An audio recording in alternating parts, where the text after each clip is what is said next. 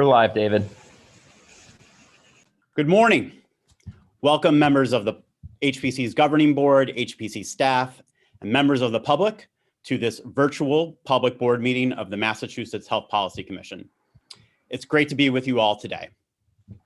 If you can believe it, this is our 10th public meeting, virtual meeting that we've conducted this year. So from everyone at the HPC, we hope that you are healthy and safe during this season. For members of the public and market stakeholders who are participating via our YouTube page, as always, you can find all of the materials from today's presentation on our webpage, as well as linked in the YouTube bio link there. Encourage you to stay connected with us via our Twitter account and our newsletter, where you'll find all the latest information about our publications and reports. We have a great agenda today, a lot of very substantive topics for discussion with the board. But before I dive into the agenda, I'd love to turn it over to our esteemed board chair, Stuart Altman, for a few opening remarks. How are you doing, Stuart? Thank you, David, and welcome as well from me. It's hard to believe we've had 10 meetings. Wow, virtual.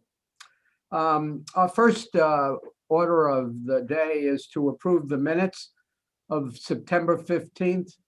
Do I have a motion to approve the minutes? So moved. So moved. Second. Second. Are there any questions, comments, additions, corrections anybody wants to make? If not, Colleen, would you be good enough we need to have a roll call vote, and Colleen is so good at doing this, I'm not going to take that job away from her. So Colleen? I'm honored, Mr. Chairman. I would love to start with you. Okay, I approve them. Vice Chair Marty Cohen. Aye. Commissioner Berwick. Aye. Commissioner Blakeney. Aye. Commissioner Cutler. Aye. Commissioner Foley. Aye. Commissioner Kreider.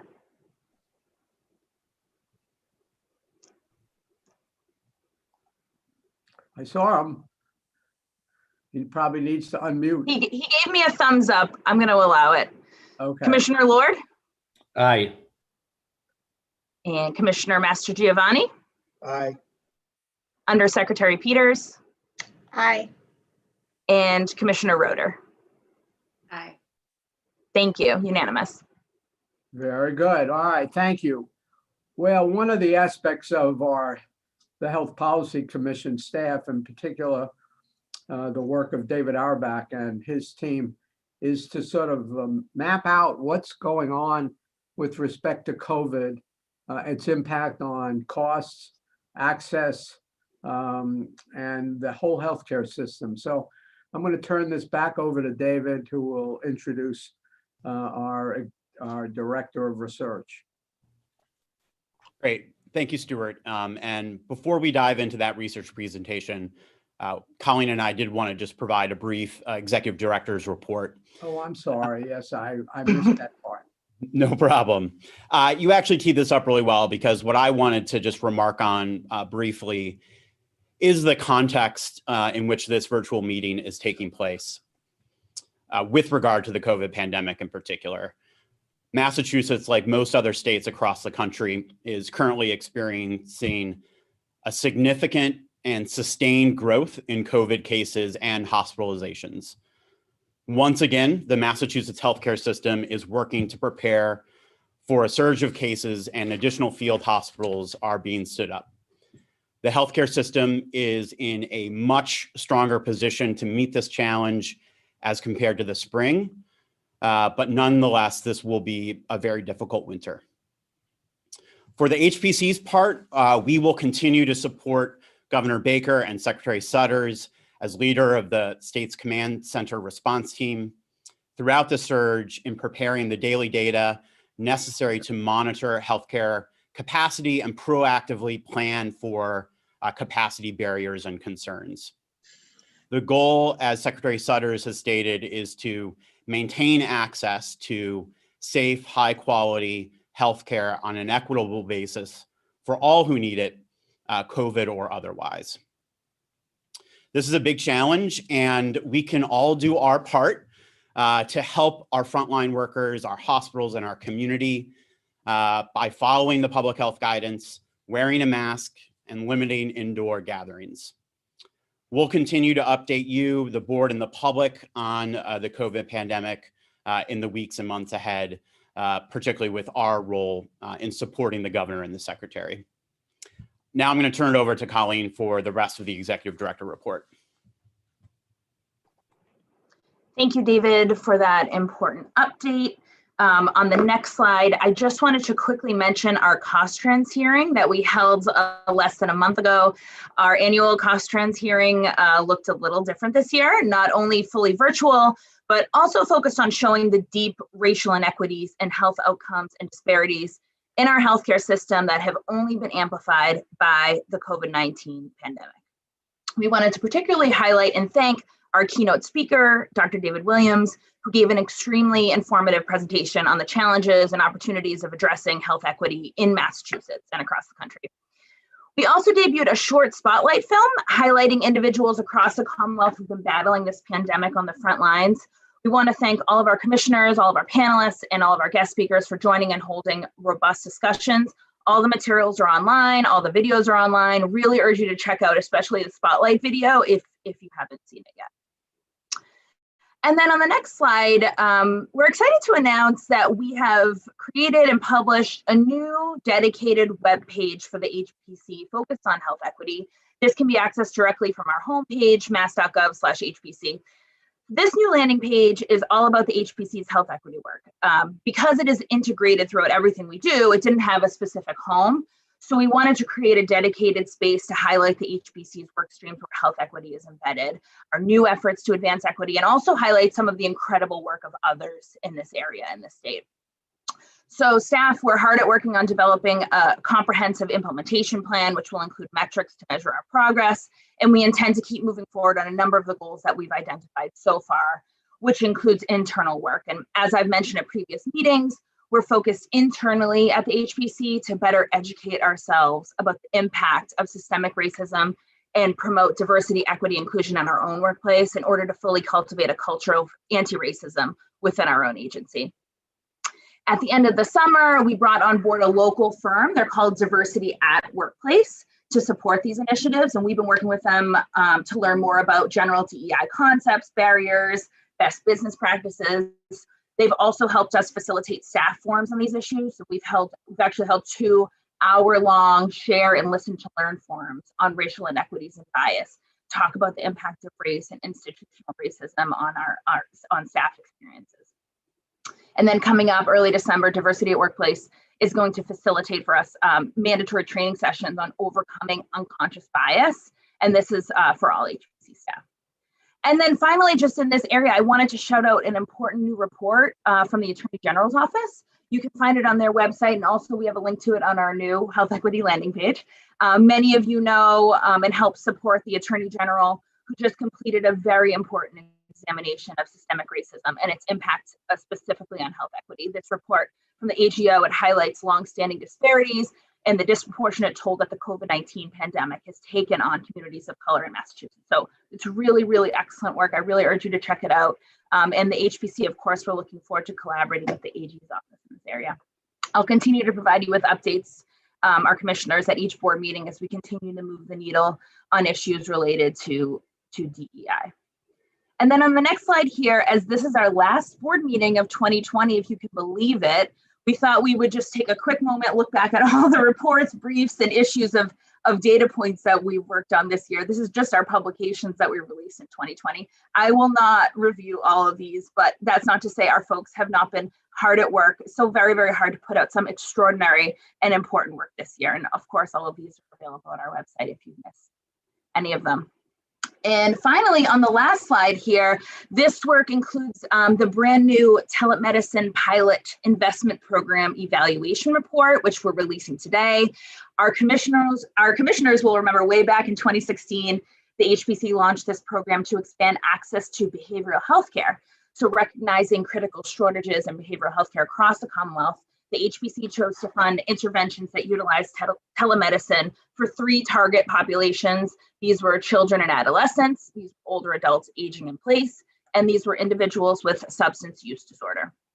We expended $1.7 million to fund pilots at 4 awardee sites.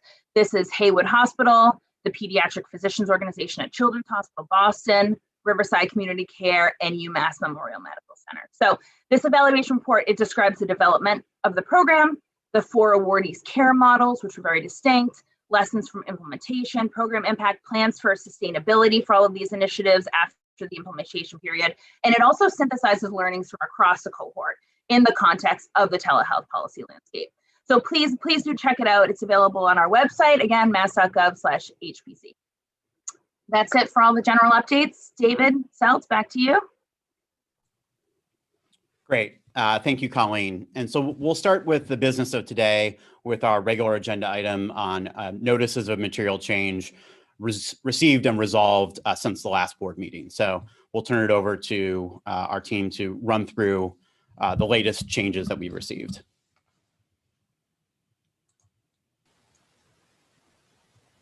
Kate? Yes, so we have received a total, we have received a number of new transactions currently under review, as you see on the next slide. So we have 4 new notices currently under review, a joint venture between Bay State Medical Center and Kindred Healthcare to build and operate a new behavioral health hospital in Holyoke, which would be licensed by the Department of Mental Health. The parties state that they expect the transaction to increase access to needed services. Next, we received a proposal by Lawrence General Hospital to form its own integrated delivery network called the Lawrence Integrated Health Provider Network, which would enter into value-based contracts with payers on behalf of providers affiliated with Lawrence General. Lawrence General and its affiliated providers plan to end their relationship with BIDCO, the Beth Israel Deaconess Care Organization, by the end of 2020. Next, we received information about a proposed affiliation between Bay State Medical Practices, a subsidiary of Bay State Health, and Valley Medical Group, in which Valley Medical Group, or VMG, would lease its practice locations and assign its professional revenue to Bay State in exchange for lease payments. Bay State and VMG both currently contract with payers through the Baycare Health Partners contracting network, which is important to note. And then a proposed acquisition of Community Visiting Nurses Association, VNA, based in Attleboro, that provides home health, hospice, and related services. By Hope Health, a Rhode Island-based nonprofit system that owns home health and hospice care providers in Massachusetts and Rhode Island. And on the next slide, you see that since the last board meeting, we have elected not to proceed to a CMIR for 3 transactions. First, a proposal by South Shore Health System to form a new wholly owned contracting entity to be called the South Shore Health Integrated Delivery Network. This new network will replace the existing South Shore Physician Hospital Organization. A proposed joint venture next between Emerson Hospital and Physicians Endoscopy, a national outpatient endoscopy center development company, to develop a freestanding ambulatory surgery center to provide outpatient endoscopy services to the Emerson service area. And then finally, a proposed joint venture between Lowell General Hospital and the Chelmsford ASC Holding Company, which is a corporation formed by Shields Healthcare Group and a group of physicians currently affiliated with Lowell General. The joint venture would acquire and manage the existing Lowell General Ambulatory Surgery Center in North Chelmsford. And Shields would provide administrative and billing services for the ASC in addition to its ownership stake. The ASC would continue to provide substantially the same surgical services that it provides currently, though. For all of these transactions, we did not review evidence indicating that they would likely negatively impact quality or access to care. And I'm happy to answer any questions about any of those. Kate, this is Don. May I ask a question? Yes. The separation of Lawrence from BIDCO, can you remind us in the representations made by the B.I. Leahy merger, when we were reviewing that, were there actions or hopes with respect to that relationship that now will not occur, or not? So this is actively under review now. And so I will say that this is definitely one of the biggest areas of our review, is understanding the interplay between the current relationship that the parties have with BidCo, and in particular, how that is kind of set forth in the assurance of discontinuance and how that will change over time. A lot of those provisions were intended to be essentially protective of community providers. And so, in general, they don't prohibit the community providers from doing certain things, but we will certainly have a lot more to share on that as we conclude that review in the coming weeks. Thanks. I very much appreciate hearing what you learned about that. Kate, hi, it's Rick. I have a question following up on Don's. So who will Lawrence General Hospital's new partners be in this new arrangement if they're separating from BidCo? They are expecting to contract on their own. And so this is not an affiliation with another system for contracting purposes.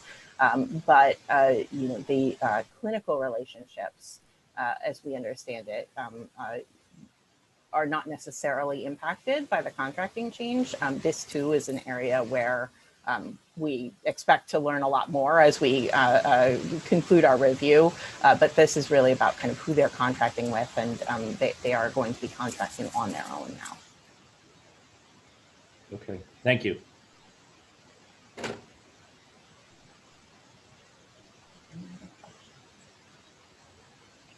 Great. Any other questions before we move on? All right, hearing none, we will move on to our first major agenda item of today, which is now a regular agenda item, which is an update on research and data around the impact of COVID-19 on healthcare spending, utilization, costs, employment, and market performance. We've been having these updates every board meeting since the beginning of the pandemic, really led by our research team, who's led by Dr. David Auerbach, who has been mining every single data source that we can find across the country and within Massachusetts to try and deepen our understanding of the impact of COVID-19. And with every presentation, we have updated the data and gotten the most recent and actionable information that we can bring to bear to help inform our policy work moving forward. So I would note at the top, we do have a compendium of all of this data and information that we've been collecting and updating since every meeting that sits alone next to our board meeting materials. So encourage people who are interested, particularly in all of this data and research, to look there. But now I'm going to turn it over to David for our update with a lot of new information, a lot of new data this time on the impact of COVID. So David, I'll turn it over to you. Great. Thank you, David. And I will just emphasize that yes, what's somewhat new this time is this presentation is almost entirely focused on state data, Massachusetts only, and some comparisons in a few cases. Whereas in the past, it's been mostly national data. But now we've, mainly through the help of Chia and others, we've been able to finally get some great new information on just what's happening in our state.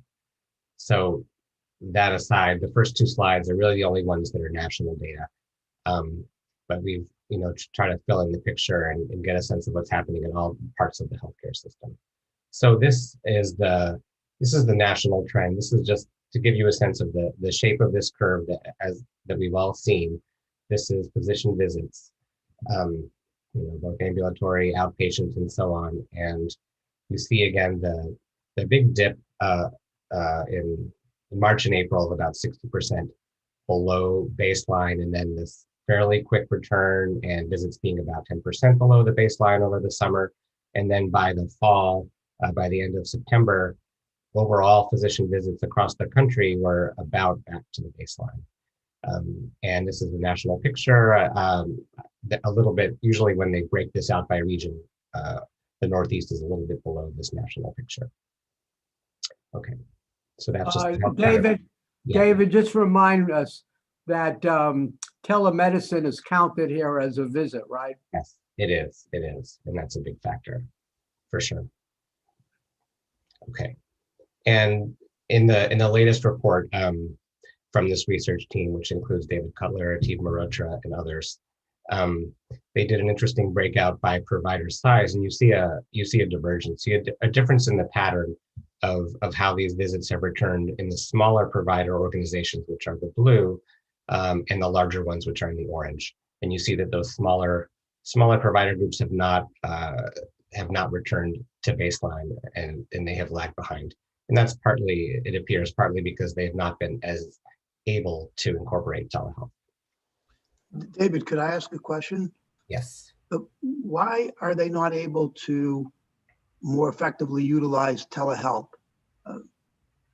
Yeah, that, I would just assume, and I don't have, this is a hypothesis and this is what appears in the data. I think this is true, but I'm guessing it's because they don't have as much of the infrastructure that would be required. In this graph, they're actually just showing primary care practices, so it's a good comparison of like to like, and that's the best guess that I would have, is the infrastructure and the technology and other support. David, this is Don. I note in the legend this is for adult care. Do we have any trajectories for pediatric care?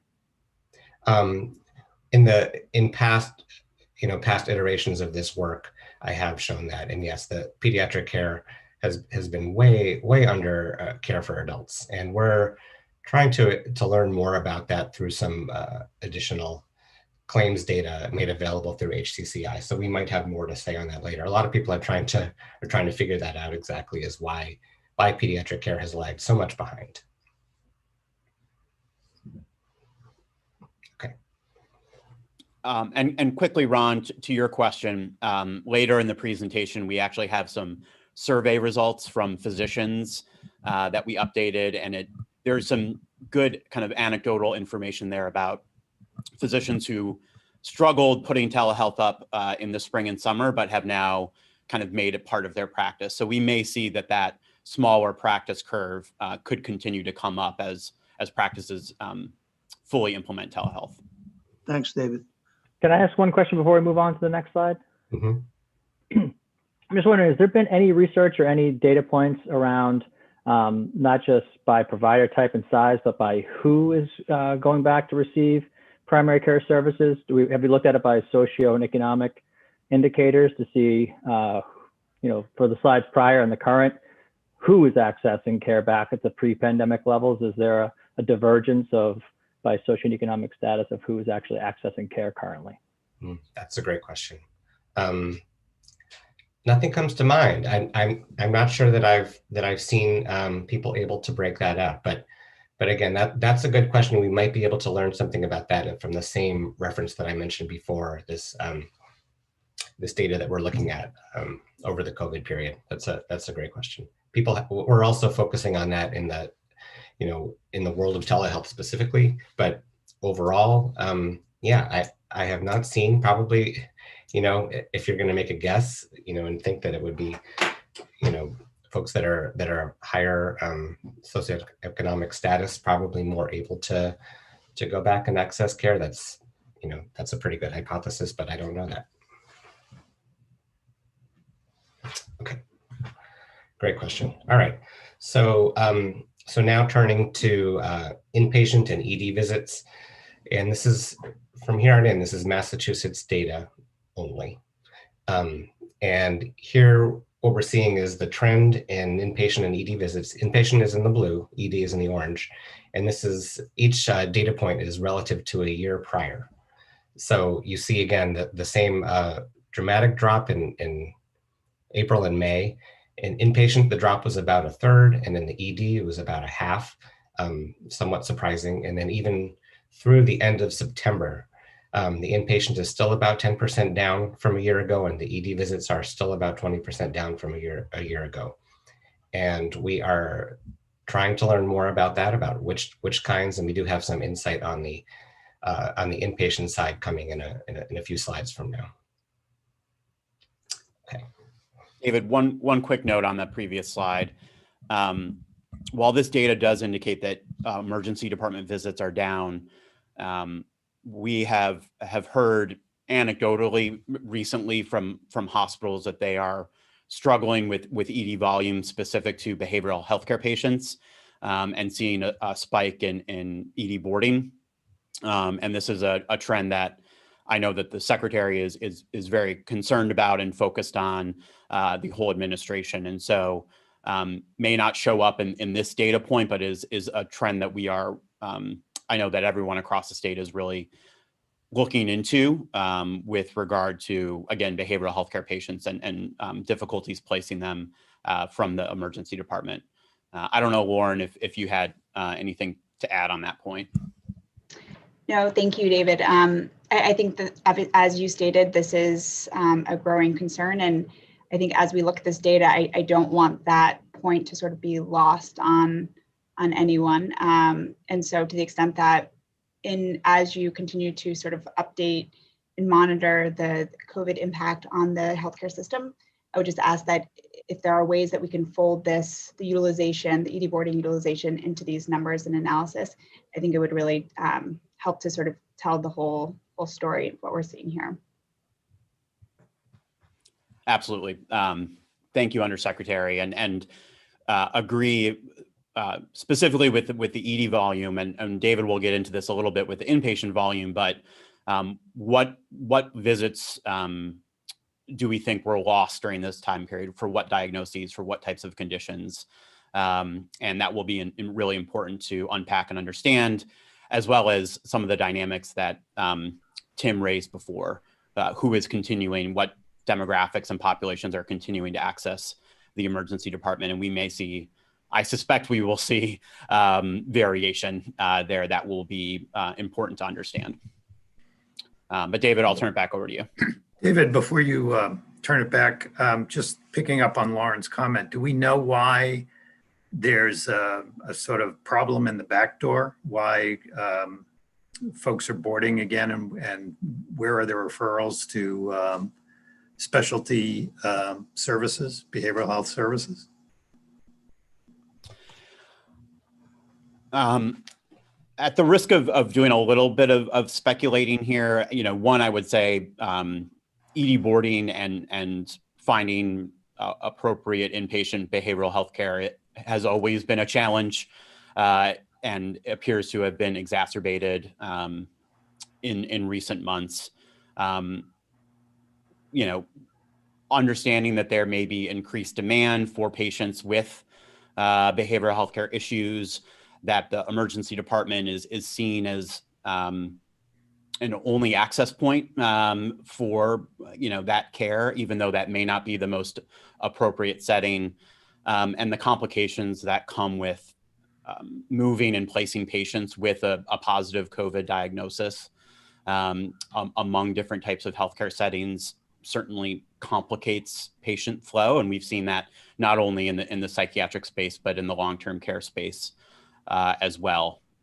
But I think there's more to understand here, and again, we'll give credit to the Secretary and the administration, who are, as I understand, pursuing a number of solutions across a number of different pathways to try to allow for the flow of patients in an appropriate way, and for patients to get the care that they need in the best setting for them. I don't know, Lauren, if you want to add anything more.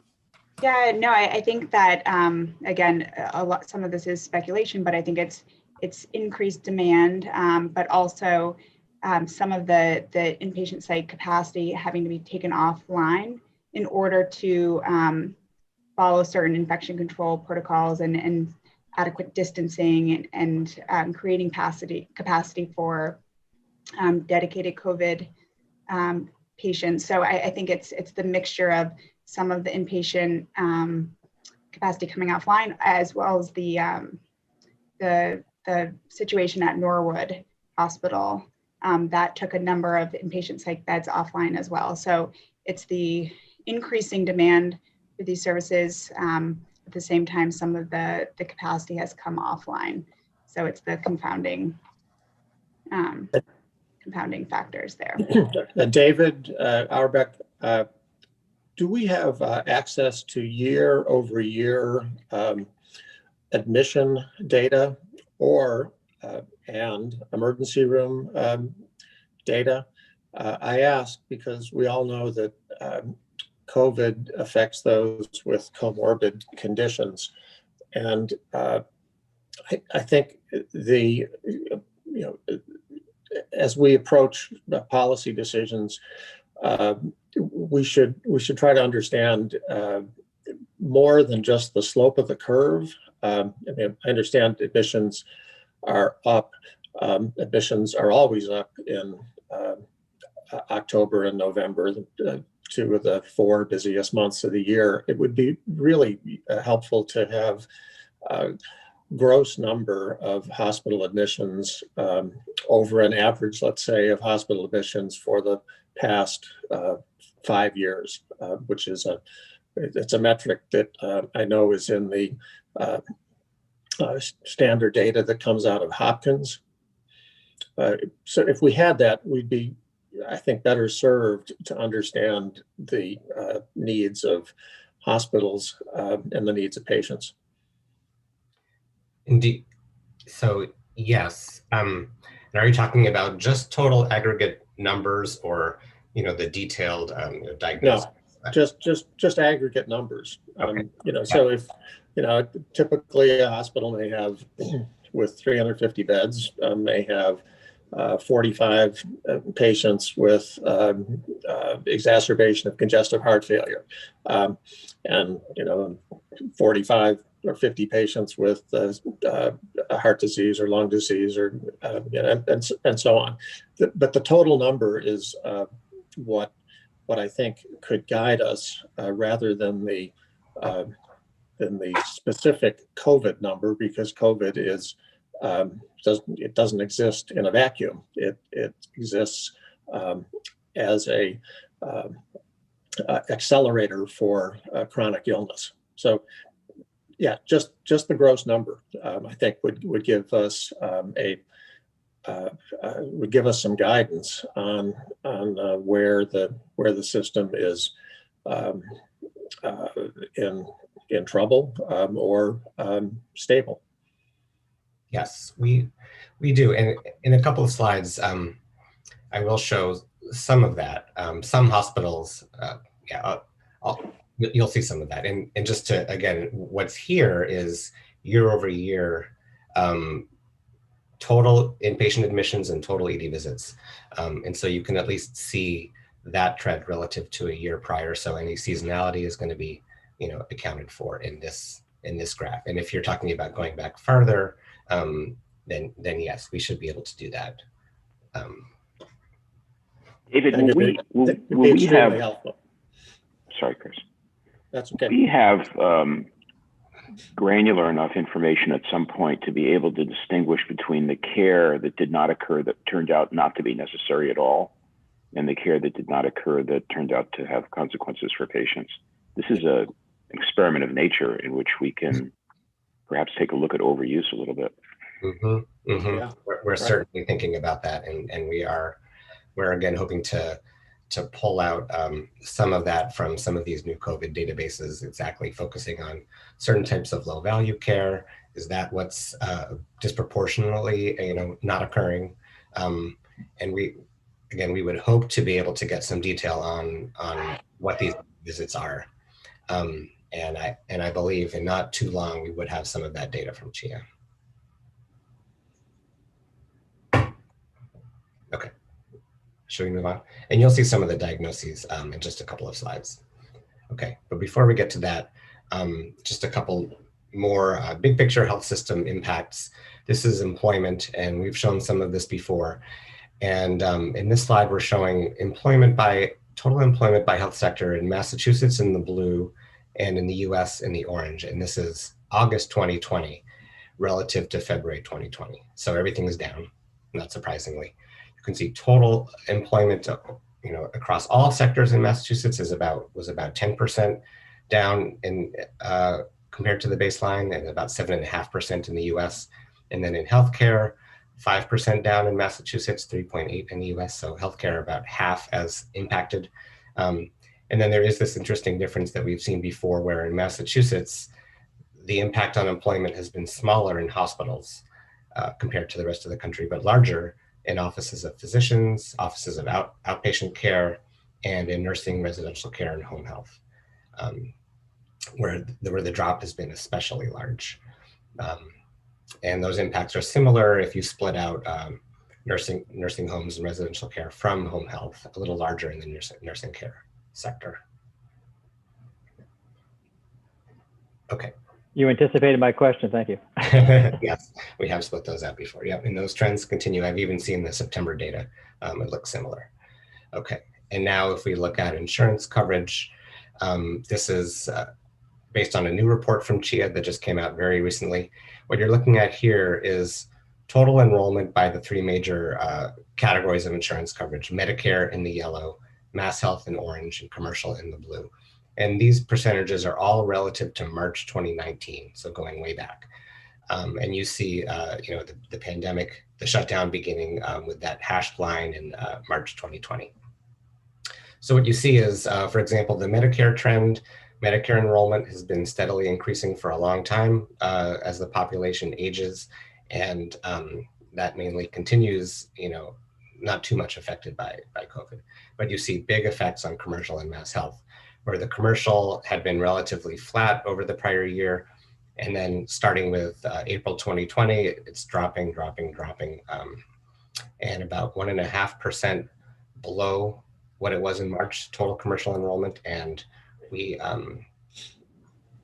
based on some other data that we've seen somewhat informally, we expect that to continue to drop. And you can see, not unrelated, the Mass Health trend, which had been dropping in late 2019, early 2020, and then really a dramatic increase in Mass Health enrollment since the pandemic began. David, that 6% that you're showing, do you happen to have the raw number for that? What's the actual individual number that represents? We do. That's a great question. The number of people, how many is that? Roughly. Yeah. Well, it's more than a million is the total in the baseline. So 6%. So I guess we're talking 60, 70, 80,000. Okay. A lot of people. Right. Yeah. There's a lot of people. Thank you. Yeah. And that's similar to the drop in commercial, I believe. Yep. You wouldn't happen to have those raw numbers, would you? I can send that. Yeah, I can forward report from CHIA. Mm-hmm. Be good to put an individual, not an individual face to it, but a sense of individual faces. Exactly. Mm-hmm. Thank you. Okay. Next slide. Okay. So the next several slides are a deeper dive into the inpatient data from CHIA. They were able to report this based on 15 hospitals that got data early to CHIA, and this covers through June 2020. And this seems like a representative set of hospitals, and they're there on the bottom. So first of all, across these hospitals, here's the overall trend, which is not unlike what I showed earlier. And it's divided into adult non-OB admissions is the blue, discharges. And you can see from October 2019, moving into April 2020, it's a drop of about a third, like we saw before, and then rising a bit into May and June. The yellow line is pediatric admissions, also a similar drop, of course, a lower baseline. And then the orange is OB, which haven't been much affected. Fortunately, people are still coming in and for childbirth, and I'll be excluding those from the slides that follow. Okay. So in the next two, we're able to show, CHIA was able to split those out by primary diagnosis and then by primary procedure performed. These are some of the highlights of what you see by primary diagnosis type.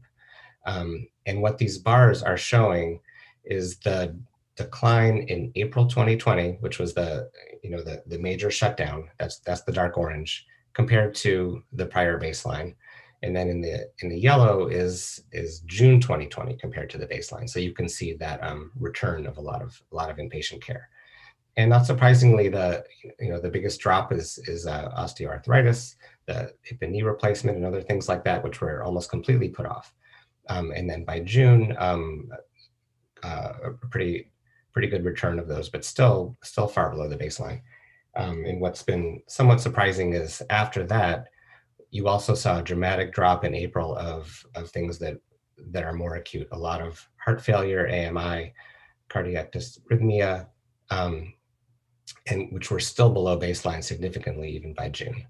And then some of the others on the right were somewhat less affected.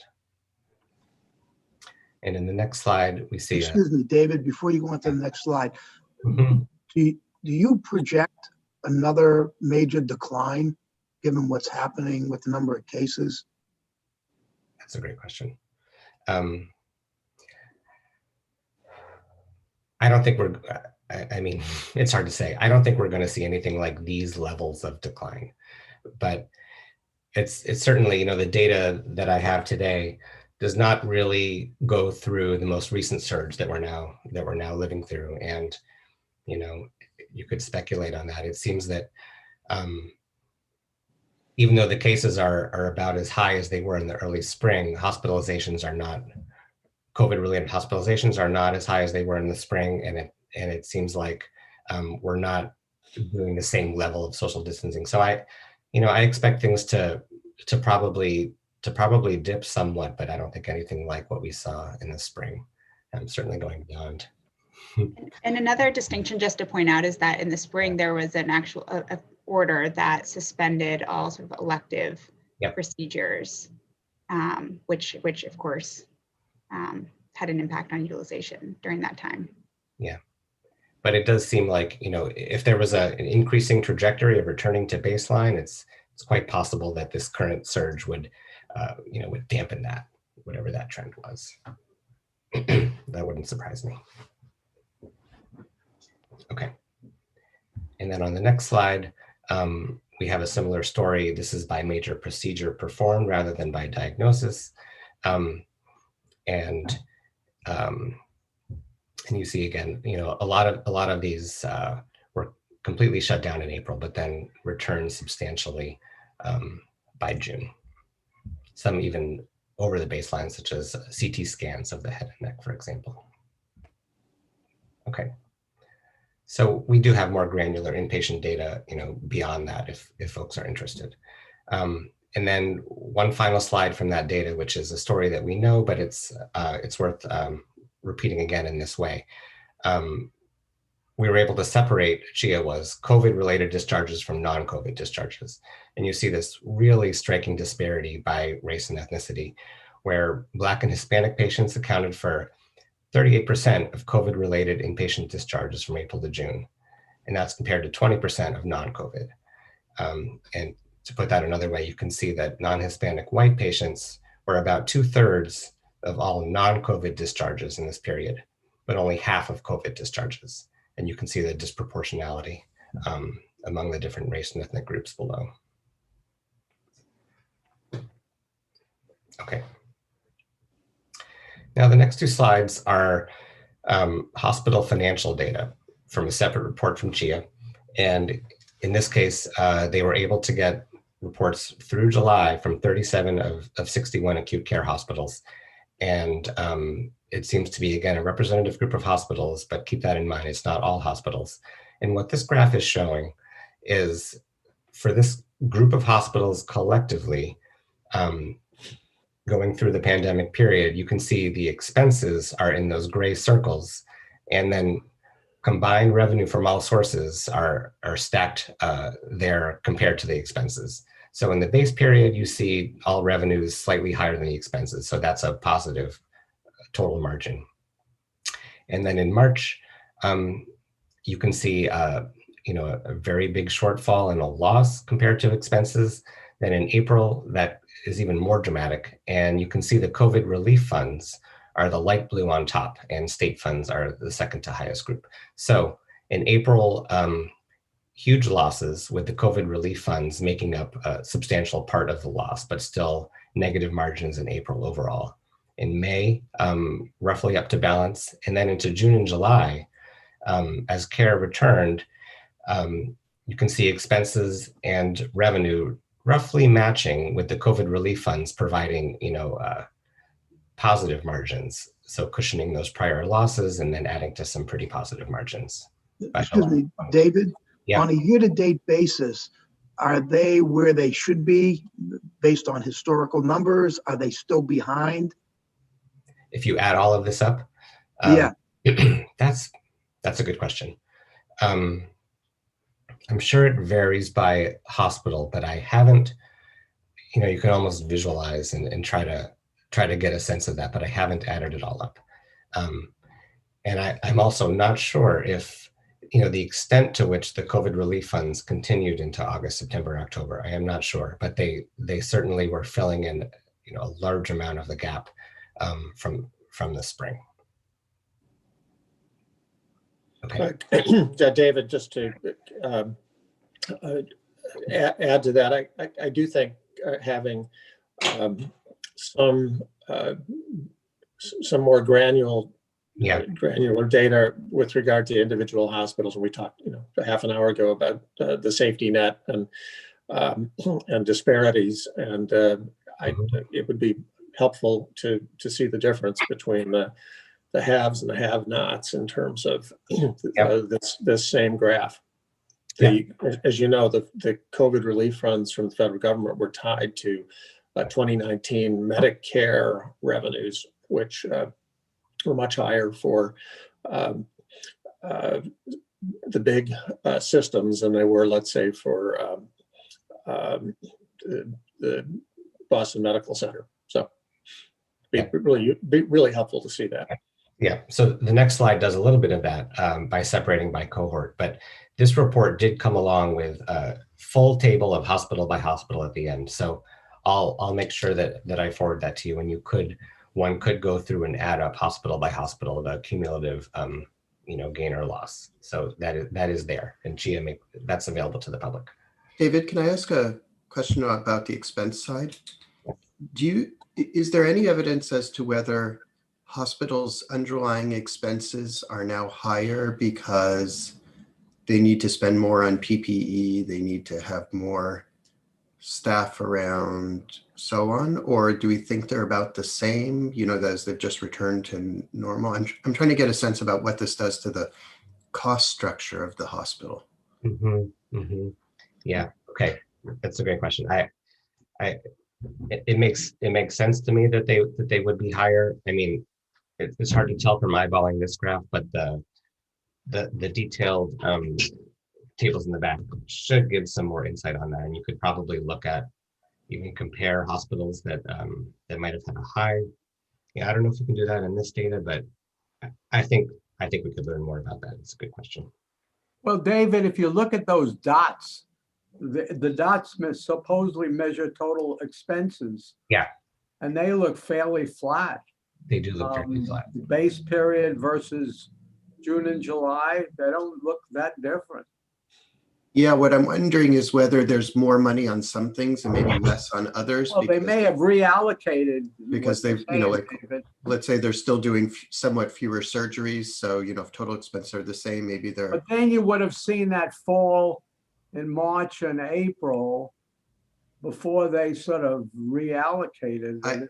I am surprised expenses did not go down more, although it must be that I would agree with you. They were planning for the surge. They were dealing with the surge of patients, clearly. Well, there have been criticisms of hospitals that they're doing too well, and surely the numbers in July suggest quite nice margins. If you compare the total revenue, which is the bar, compared to the dot. And as David's going to show in the next slide, it varies depending on the kind of hospital. I think that next slide is quite interesting. I peeked at it. Yeah, it is. It is interesting. We do know that the healthcare employment went down, so that should have implied some savings in labor, but maybe that wasn't in the hospital sector. But it wasn't so much in the hospitals, Don. I would say there was a lot of furloughs of hospital workers during this time period. Some of them did receive pay from their employer. Many of them did not. So, I mean, our experience was there was significant impact on the workforce during that time period, and with different reactions from employers about, so that, you know, goes on the expense side. I think the other thing just to keep in mind too, and as I'm looking at this deeper, you know, 37 hospitals responded to this survey. So we're clearly only getting the self-report. And how do we get more information from the entire industry to have a better picture of what's happening here to some of the questions? And I think looking at it as a year-to-year basis might make some sense. And then my question, I think I asked last time, and I think it's included, but some of the federal COVID relief funds were through Medicare forward payments, right? So do we know how much some of that needs to get sent back in those clawback issues? I don't know the timing of that. I thought it was in the fall, there was going to be a look back period and say how you're getting this money to spend it. If you didn't spend it on these Medicare patients, they're going to take that money back. Has that occurred? And is that number in this slide? Yeah, good question. I don't know. And you know, from talking with Chia, asking them some of those same questions, I think that at the time of this report, we just didn't know yet. So hopefully more to come on that. I do think the 37 hospitals that reported are a pretty good, pretty representative set, as you can see in the back of this report. But yeah, I don't know the extent of clawbacks or the extent to which these would continue. It's important.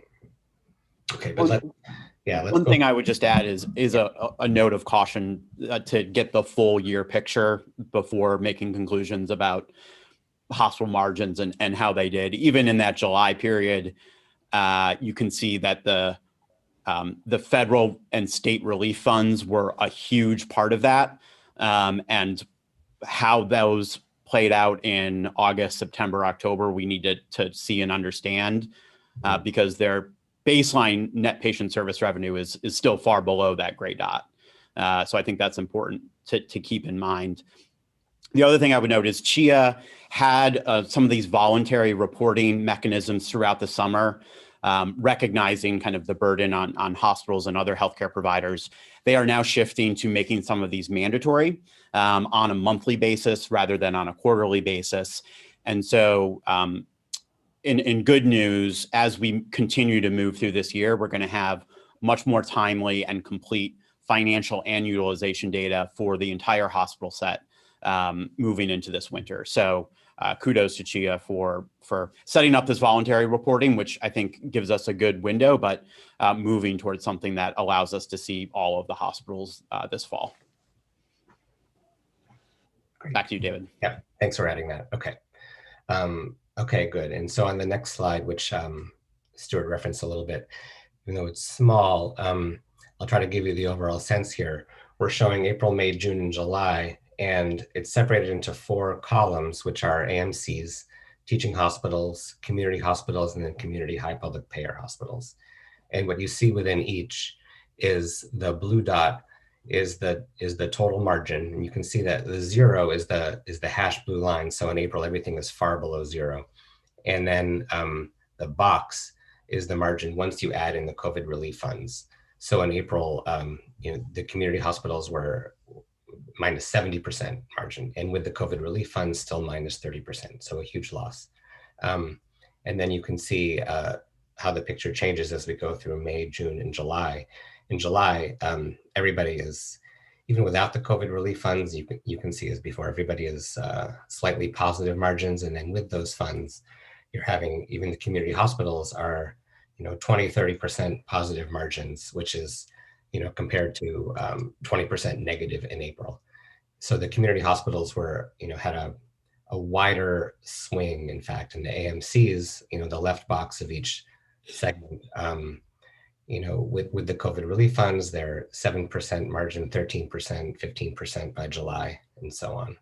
So, so there's more volatility among the community hospitals, but by July, those margins are all quite large and positive.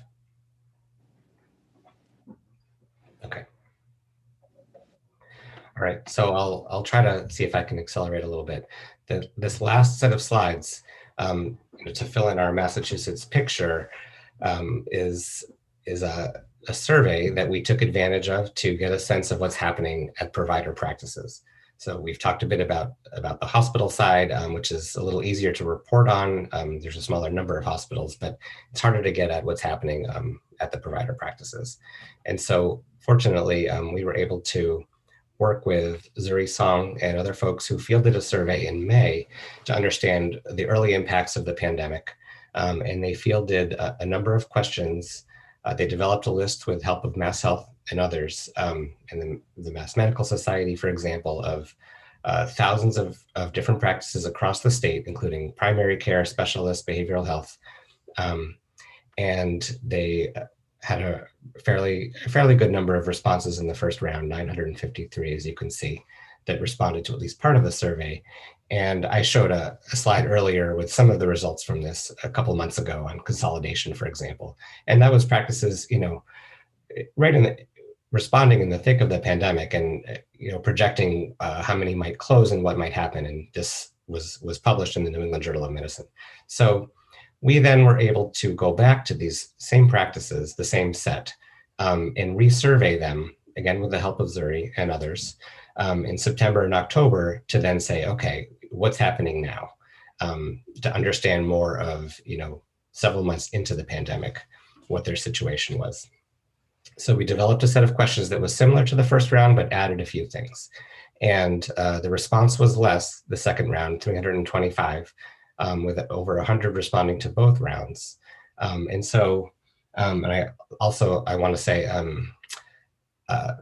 other folks at RCT and at Team Moat helped develop those survey questions. So thank you to them. And I'll show you some of the results. David, do we have any sense of why the responses were so much lower? Yeah, I would guess just survey fatigue, and maybe, practices just being somewhat, burned out and having fewer of the administrative resources. We certainly tried just about equally hard with a number of, reminders and prompts and so on. But yeah, it's unfortunate, but I think there's still value there. So I'm going to show some of the qualitative open-ended responses we got. Given the low response rate, there's a lot of value there, as well as some of the quantitative responses, which we should take with a grain of salt. So are you saying then that the mix of responses was fundamentally the same, despite being 2/3 less? I mean, is there any cohort that just didn't respond at all? We haven't fully tried to see if the second round set was a similar makeup in the first round. Rather, what I'll be showing here, we've targeted our analysis more towards looking at just the second round responses, but also looking at the subset that responded in both rounds so that we have at least an apples to apples set of them. So that's sort of an analytic strategy to get around your question, which is right. I'm not just going to show, round one answers compared to round two answers and assume it's the same set of guys. So we're kind of, getting around that issue, but perhaps they were. Okay, so let's start with some of the qualitative overall responses to some of the open-ended questions. Here are some of the themes that emerged. Overall, and this is from the second round, so the September-October wave, and you tended to have more struggling practices than thriving practices. And some of the things that they said were reasons why they were having a hard time: difficulties with telehealth, reduced patient volume, and provider stress and burnout is a common theme that people were expressing everywhere. Some of those that were doing well were mainly practices that were able to transition to telehealth quite naturally and increase their patient volume in that way. And in some cases, have found it a positive way of expanding access to care. There were staffing challenges in similar ways that there are everywhere, with lack of childcare and lack of school, and stress disrupted access to care. And we pulled out some of the quotes in the next couple of slides that are illuminating. Let's move to the next one. Okay, so on this slide, we're able to show those arrows indicate that it was the same practices that responded in both waves. So we're able to hear what they said both early and then late. And an example practice, behavioral health practice in the spring, talked about I continue to pay for office space that I can't use. Now I have to pay for a telemedicine service. Simultaneously homeschooling my daughter. I can't work as many hours. My husband was furloughed and we're desperate financially. That was what they said in the spring. And then by the fall, the situation was a bit improved for this practice. Initially, I lost work and was low in income and thought I would have to close the practice. But as the quarantine went on, clients' mental health worsened. They made more efforts to connect via telehealth. Now I can't keep up with the demand. So, you know, it's an unfortunate reason, but at least this practice is able to stay afloat with the increased demand and the use of telehealth. But other practices that were more struggling with telehealth, the one below is referencing adolescents don't want to meet using telehealth. They don't feel the privacy is the same as in person. And I've had a drastic decrease in my client caseload using personal funds. And then in the fall, they continued to say that there's an inability to meet clients in person. So, you know, it could have been that that practice had a large number of kids and adolescents on their panel and telehealth wasn't as effective. Another independent specialist practice talked about considering early retirement and dramatic consolidation. Okay. And on the next slide, just some additional themes that came out, practices facing challenges, patients afraid to be seen, difficult to know when to follow up with patients when you don't know when they're going to be seen. Another one, primary care practice put on hold a tremendous amount of chronic disease management and patient contact. Another one noted impression that in-person care is not available. And on the positive side, again, in the area of telehealth, practices noted some have learned that it's a viable option for cognitive services. They'll continue to do this going forward, hoping the options for primary care will diversify so people use the ED less. And another practice was happy that telehealth was here to stay, a good answer for a lot of frail patients. So these are opportunities moving forward that I'm sure the telehealth will be something that continues to some extent more than it did prior to COVID. David, I'm struck by the information about young people and their resistance to using telehealth. I think, if anything, my assumption has always been because they're so computer literate that it would be an easy shift for them. And I think that slide suggests a bit of caution making that assumption. I don't think I'm the only one that's made that assumption about younger people using telehealth more easily and more fluidly. I was struck by that too. And we're hoping to be able to see if that bears out in the data or if that was somewhat of an idiosyncratic response. But I agree. We shouldn't assume that it's all on the up. Okay. And then I have a few quantitative slides that let's go through and then we'll be done. So in this slide, we asked about total visit volume at these practices, and it's split out here by behavioral health practices on the left, 43 of them, and then all others, 90 on the right. And what we're showing is 3 time periods. Before March, so before the pandemic, their total volume, and it's noted as 100% in the baseline. And then in the March through May period, and then in the June through August period, total volume averaged across all of these practices. And you can see for the behavioral health practices, almost a full replacement with telehealth, which is the orange. And by June to August, their total volume was back to where it initially was, mostly because of telehealth, even a tiny bit higher. Whereas all the other practices, you can see about a 50%, about a 1-to-1 in-person and telehealth mix, more in-person in the June and August period, but their total visit volume was not back to the 100%, but it was more like 80% of baseline by June through August. So that gives a sense that the total revenues or total visits are still down, at least among this set of practices. Okay. And in the next slide, this is a workforce view. And what we're showing is now that all practices are divided into 3 groups: independent primary care on the left, 20 of them, behavioral health in the middle, and all other on the right. And what we're showing is the impact on their workforce. And their workforce is grouped into 4 categories below for each step: physicians, NPs and PAs, RNs, case managers and others, and non-clinical. And what you see here is the pre-COVID FTE for each group in the blue, and then the number that were furloughed in the orange and the number that were rehired in the yellow.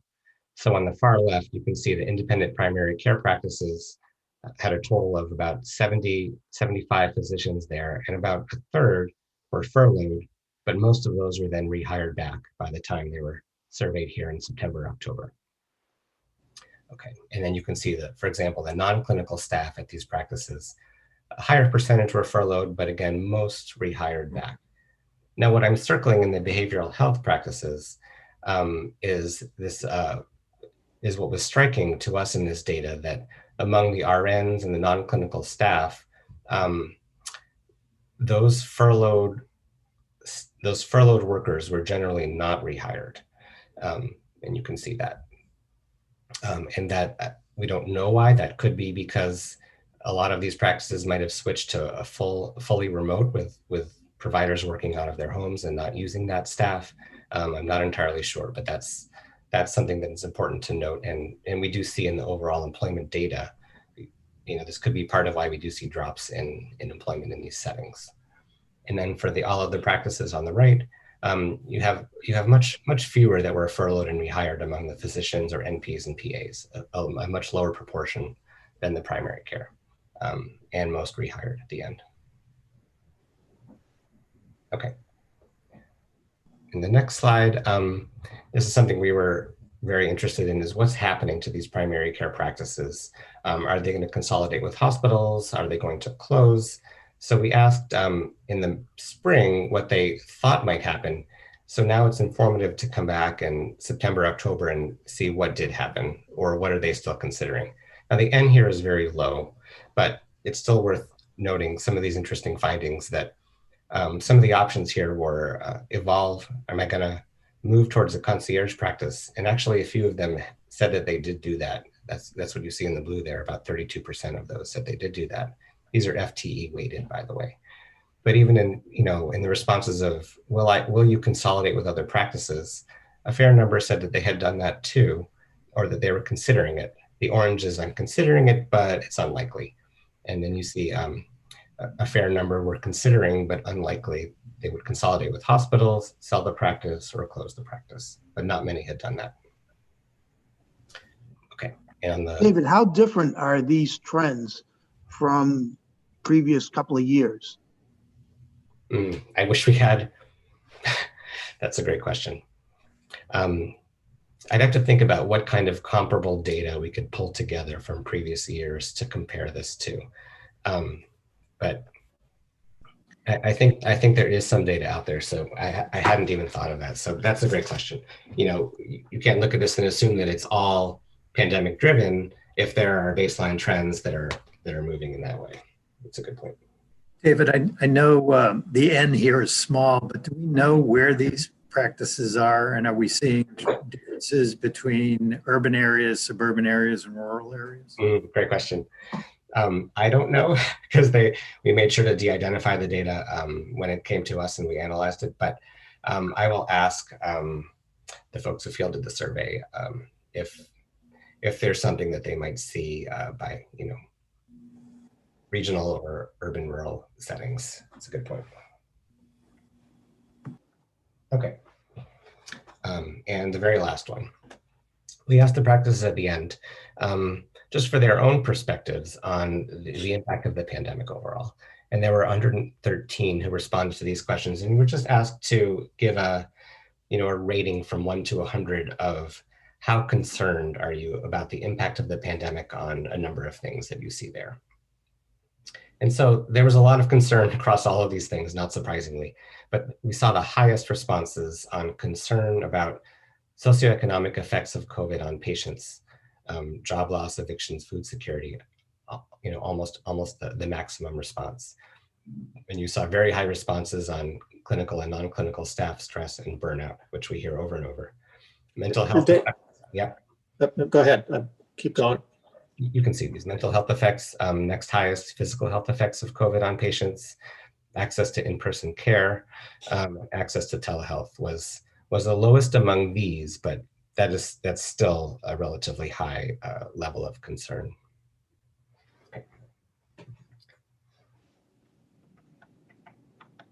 Did you have a question or? Yeah, I was going to ask, what do you think that access to telehealth response means? Does it suggest that they're concerned that, I mean, is that a good thing or a bad thing that access is a concern? I mean, I assume that the way the question was framed, that they interpreted that as, I'm concerned that people might not have access to telehealth. You know, how concerned am I about that? That's how I would interpret that. And, you know, maybe the response is a little lower than the others, since we did have a large number of behavioral health practices in that sample. And I could break this out. But, you know, many of them seem to be doing pretty well on telehealth. Well, the other data that would be helpful involves the complexity of using a umbrella term like telehealth.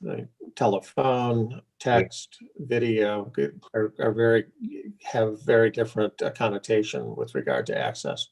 Yeah, that's true. That's true. It's hard to get pretty granular on questions like this, and I think that the qualitative responses in the quotes were helpful to get a level deeper on that. And we could share some more of those if you're interested, because we do have quite a few of the quotes and stories. Yeah, I'm also wondering whether that access to telehealth may reflect a fear that reimbursement rates may go away or for telehealth. Mm-hmm. Mm-hmm. That's true. Yeah. Yep. It's hard to know exactly what's in there. Yep. Yep. I hear that a lot. Okay. Okay. So back to you, David. That's the end of that. Thanks for, I know that took a lot of time, but thanks for indulging me.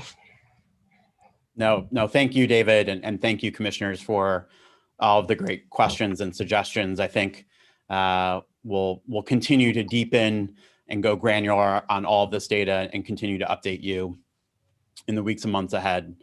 So great suggestions, great questions. Much appreciated. Any final comments or questions on that research and data work before we move on to the next agenda item? David Seltz? Mm-hmm.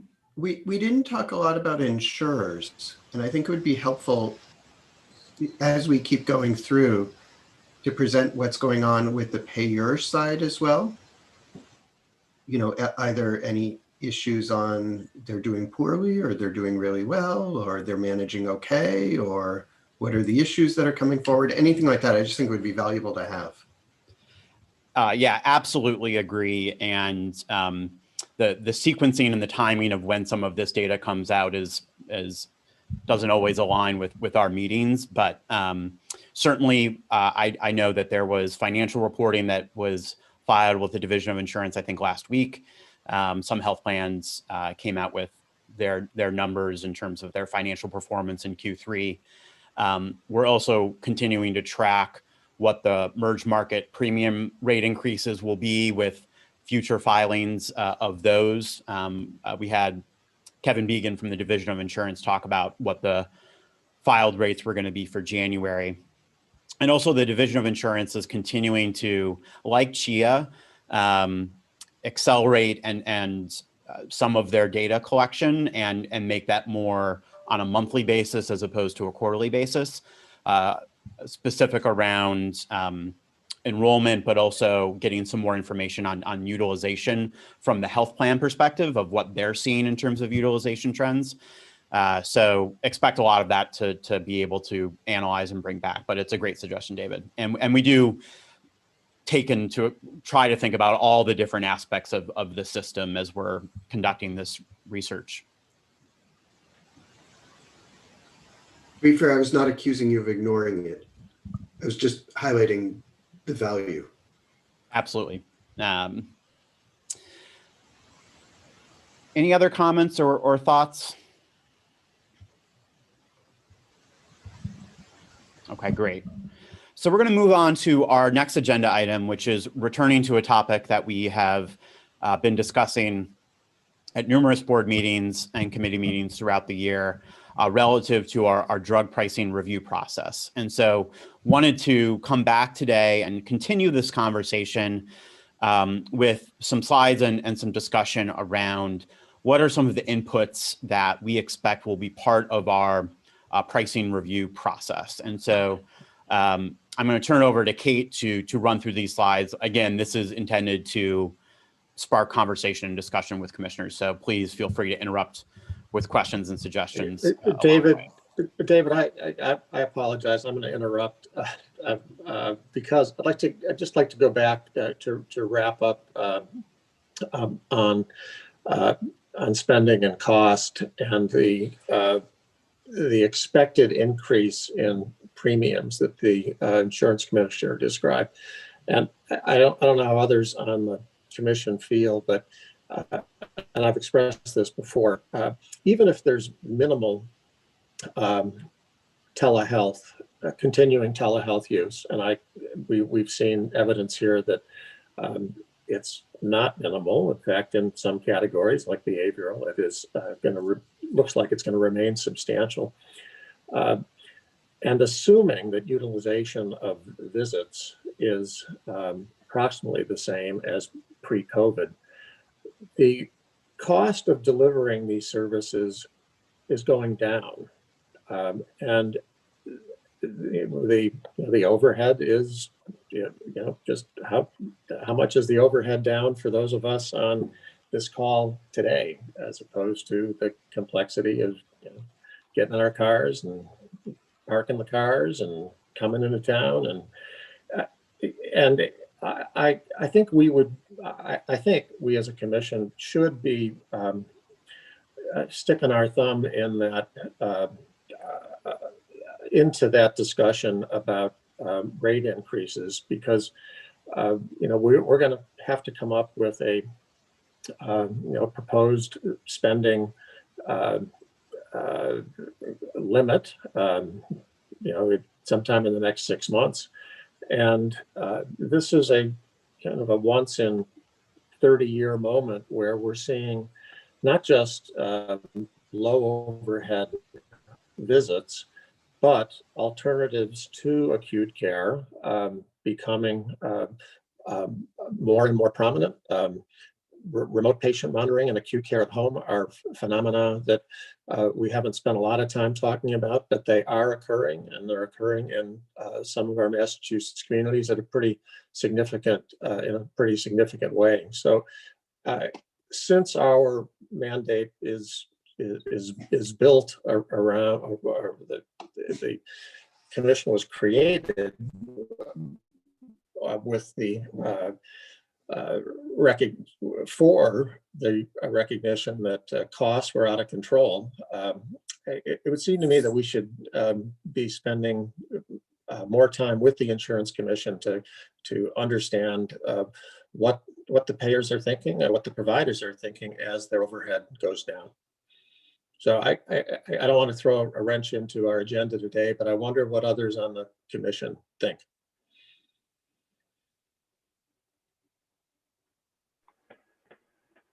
I agree with Chris's viewpoint. Healthcare may not change fundamentally after COVID, but it may have been restructured significantly, in the assumption that the same cost structure would be something we want to interrogate. So I think that's a great direction for us to move, Chris.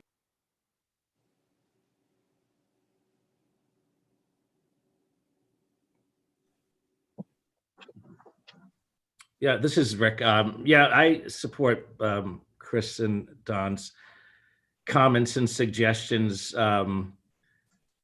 Spending, as we know, patient care dropped precipitously, in the early part of this pandemic. Even though it seems to have returned to pre-pandemic levels, certainly there should be when we get to the end of the year, spending and costs should be below what they were, and that should be reflected in premiums that insurers will be asking for from employers and employees. So yeah, I think looking at that, the cost side of things more closely is really important. So I would support that too.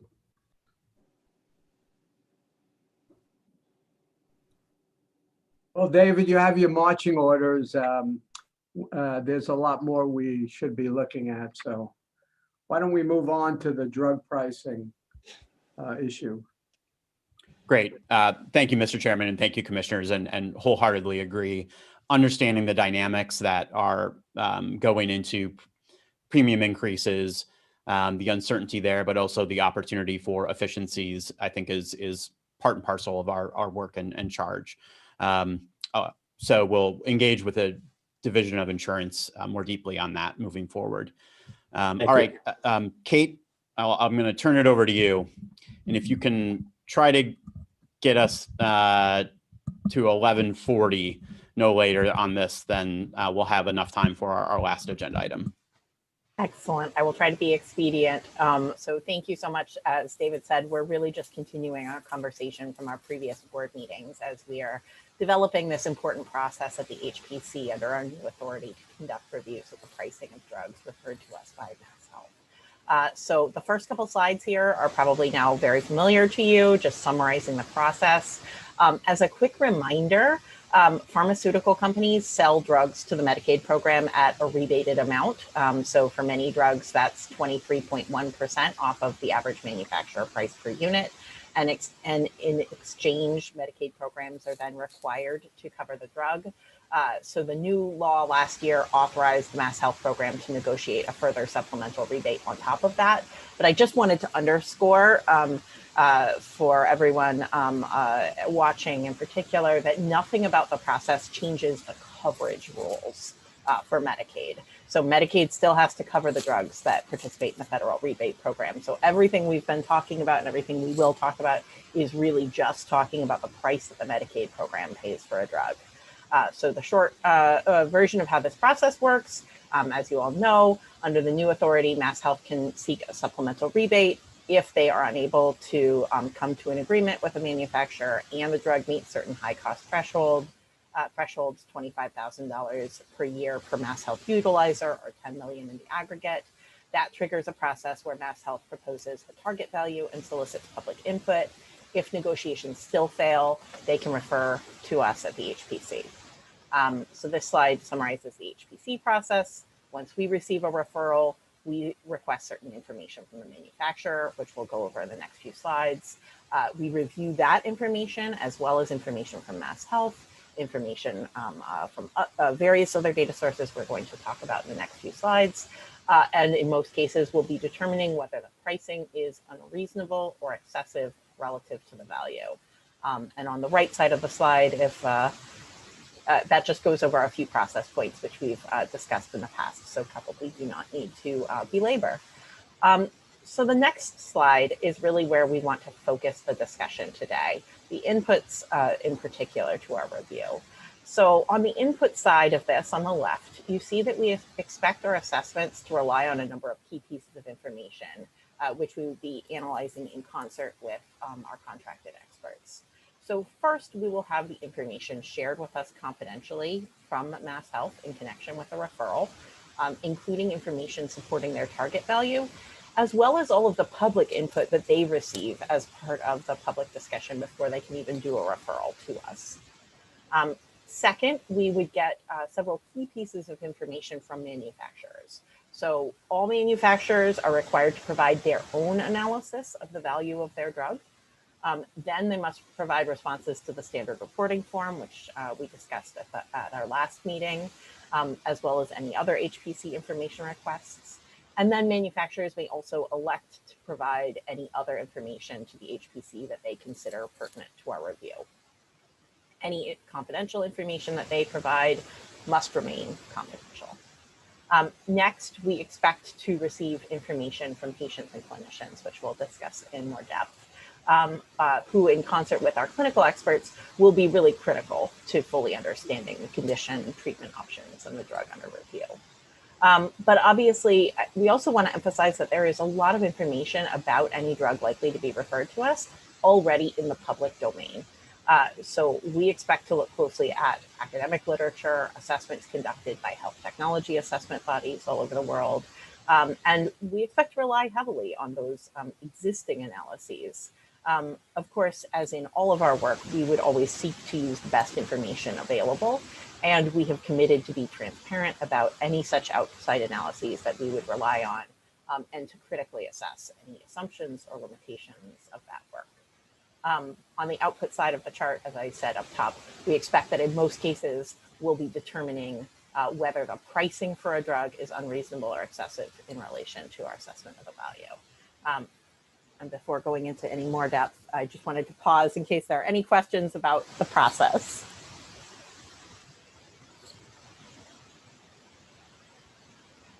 Hey, Kate, Yes. if we determine that the drug price is unreasonable or excessive, what's the consequence of that?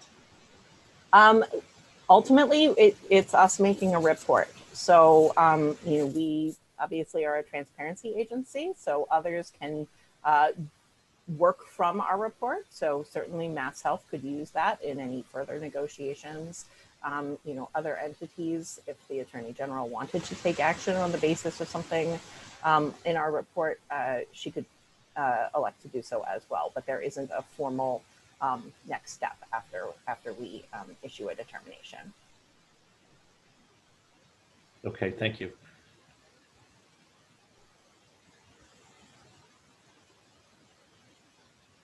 So the next slide is really just a reminder of the factors drawn from our statute and regulation that inform our reviews, which we've broadly categorized first as an assessment of the net benefits of a drug, both to individuals and society, and then an assessment of the pricing and costs associated with the drug, rounded out by a consideration of any other important contextual factors that could be relevant in any given case.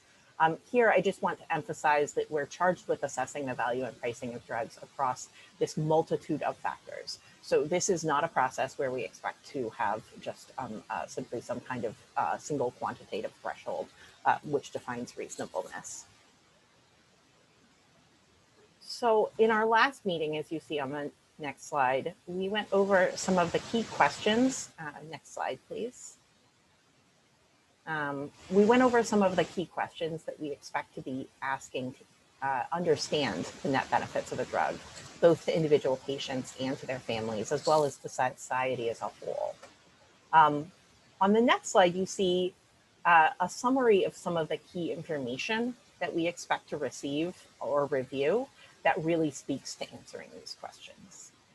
So to assess the net benefits of a drug, we expect to closely review clinical studies of the drug, including the results of all clinical trials, things like post-marketing surveillance data, analyses of comparative effectiveness that may exist in academic literature between the drug and other treatments, and any observational studies of real-world use. We would also expect to review closely any other evidence submitted to us by the manufacturer, and specifically ask for any other evidence to be submitted as part of their responses to the standard reporting form. This could include, for example, not yet published reports, material that they may have presented in conferences, et cetera. And obviously, we would also expect to review closely any clinical guidelines relating to treatment with a drug. And then we hope to contextualize that information and learn about things that may not necessarily be fully captured in published literature through a robust process of input from clinicians and patients, including, for example, we hope to learn about the impact of the disease and treatment options from their perspectives, including benefits that may not be captured in studies, unmet needs addressed, any differences that they may be observing between different subpopulations of patients, and the diversity of patient experience based on things like different levels of severity of the illness, the course of illness, and different socioeconomic and life circumstances. So this is just a practical acknowledgement that the clinical literature may not be complete in all cases. It may be that, for example, that clinical trials relied on a certain age group, but that there is clinical experience that clinicians may bring to bear, that they may have been able to use a drug for a different age group and may be able to talk about what they've seen in their clinical practice. It may also be that some of the clinical outcomes that are that have been studied aren't complete in terms of what actually matters to patients. So there could be changes in the level of care required from caregivers, or the ease of a treatment regimen, or different forms of administration, such as a drug that can be taken orally rather than intravenously, that may be important to consider. So all of that is information that we would hope to receive from patients and clinicians.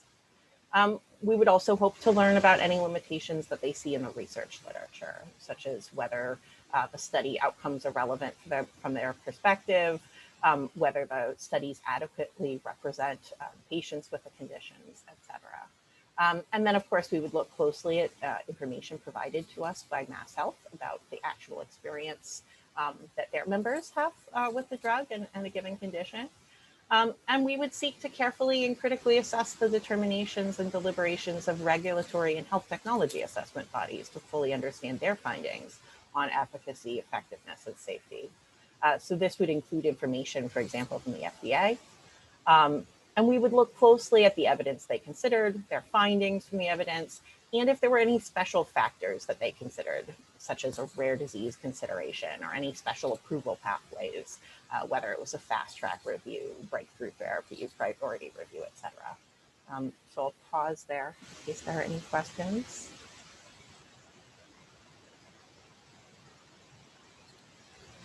Okay.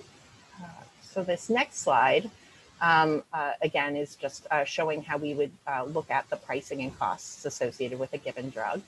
So as we discussed last time, it's important for us to first assess the benefits of a drug, because then we can assess the price alongside the cost for any care that could be avoided, compared to the price and benefits of any alternative treatments. So obviously, if a drug provides a similar net benefit to alternative treatments for treating the same group of patients, we would want to understand if the price is comparable too. And if it's not comparable, why? We would look at what formal economic analysis suggests as a cost-effective price. We'd look at the price over time and the price for different payers. We'd look at the overall costs of treatment, including any cost offsets if the drug reduces the need for other medical care, and the impact of spending at Mass Health. We'd look at what the manufacturer puts forth as the value of the drug and the rationales for its pricing. And then as context in determining the reasonableness of pricing, we would seek to understand the costs that the company, including manufacturer spending on things like research and development. Kate, on the next, oh yes. The last bullet seems very important. How confident are we that we can get trustworthy information on that, do you think? That's actually a great transition to the next slide. So on the next slide, we talk about some of the information that we get. So basically, we request a great deal of financial information at a pretty rolled up level from manufacturers as part of the standard reporting form. But then we are looking to compare that to information from other sources too.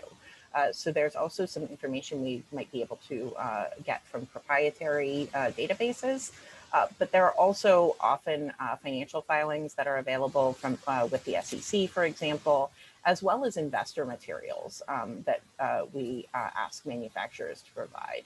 And so the hope is that we can really work to pull all of these pieces of data together to make sure that what we are understanding is really robust. And obviously, we'd be working closely with experts financial experts, and we'd be talking with the manufacturer to make sure that we understand their finances as well. So we would be posing questions to them. Kate, Stuart, we had a big discussion with our experts, and the general impression I came away with, not more than an impression, was that with respect to their assessment of the cost effectiveness of a drug, they don't take into account costs, that they just look at the value to the buyer So they clearly look at pricing and clinical value in the other. But you're making a whole set of statements about costs and then it's dropped. And you also indicated that not to take account of costs. So I think you need to explain this stuff a little more. Sure. Thank you so much for bringing that up, Stuart. So I obviously I'm speaking quickly, recognizing that we're short on time. So we do think that the financial information of a manufacturer is context. And so I do want to say that ultimately determining the value of a drug is really about the benefits that that drug is providing to patients and society. And assessing the pricing of that drug is really about the cost of the drug relative to that value that it's providing to patients. We are directed by statute to collect certain information, for example, on research and development. But you're right, pretty much every health technology assessment body that looks at the value and pricing of drugs does not include manufacturer costs in an assessment of the value of a drug. And so that too is something that, it's something we collect and certainly something that we think could be important context to consider. But you're right, it's not probably as central as a lot of these other factors. Did that help clarify? Oh.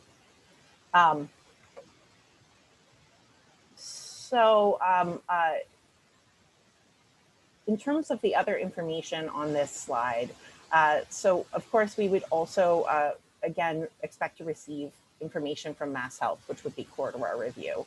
And so this would include their own analysis of the value of a drug and information about the spending on the drug. This would include the information underlying their assessment of what their target value is, as well as the public feedback received in discussing that target value. We'd also expect to receive a fair bit of information from manufacturers, including pricing for different types of payers, both in the US and abroad, as well as information explaining their pricing strategy and their value proposition. And then, as I mentioned before, there are also some proprietary data sources that we would look to line up with these other sources, in particular to understand things about pricing and the competitive market for a given drug. So sources like SSR Health, IQVIA, First Data Bank. And we would look carefully and critically, of course, at economic assessments that have been conducted, which analyze the cost effectiveness of a drug. And as with our assessment of the net benefits of a drug, here too, we would look to our experts, patients, and clinicians to help us better understand these data, any limitations, and to provide important context. On the next slide, of course, we have the category of special considerations for a drug. Here too, we would seek to combine information from the manufacturer, from Mass Health, from research literature, and from other sources in the public domain with the input from patients and clinicians to understand if there are other aspects of the condition or the drug that merit special consideration for our process. And the final slide in my section is really about what I expect the bulk of our work to be over the coming months in advance of our first referral. So we are developing a process to ensure that patients, clinicians, caregivers, and other stakeholders have a meaningful opportunity to provide information to the HPC, which we can use alongside all of these other data sources and alongside information from our own clinical experts. Of course, a big part of Mass Health's process, as I said, before a drug is even referred to us as public, so we would get that public input at the front end. But we also want to build our own robust process. And this is kind of where we were really hoping for your feedback. So to create this process, we've been looking to really build on processes used by other agencies like the FDA, but obviously tailoring those to our drug pricing review process and the resources we have available to us as a state agency. At a high level, our current plan is to invite any interested person or organization to provide comment to the HPC when we commence a drug pricing review. So we would expect to have something like a listserv where an email blast would go out when we get a new drug referred to us, and anyone who wanted to provide written comment would do so. We would expect to make this information publicly available, and as part of that, and in the service of transparency, we would also expect anyone commenting into our process to do a disclosure regarding any conflicts of interest. Then we would also plan to actually identify specific groups that are likely to have expertise and experience with a given drug, and affirmatively ask for their feedback and for information from them. So, for example, we would expect to identify provider clinical practice groups with relevant experience with a given condition, and reach out to them and ask specifically for their input and feedback. We would also reach out to any patient organizations relevant to the condition or the drug. And as a process point, just want to emphasize that there would also be multiple opportunities for feedback. So as I mentioned, we are anticipating having this email blast at the front end, but we're also required by statute and our regulations that if we make a determination that a drug is potentially unreasonable or excessively priced relative to its value, we will post a summary of why that's our finding and give an opportunity for both the manufacturer, but also any interested stakeholders to respond to that, that finding. The goals for that input are really shown here on the slide. So in the interest of time, I'm not really going to go through those, but I'm happy to walk through any or answer any questions at this time.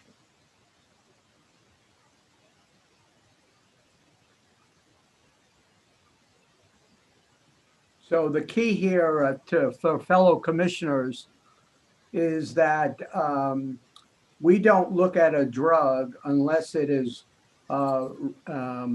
referred to us from Mass Health after they have evaluated a drug, its clinical value and the cost, and where they're concerned about that cost. So our responsibility, in answer to the question before, is ultimately to sort of make our recommendations back to Mass Health if they so choose to sort of send us the drug for evaluation.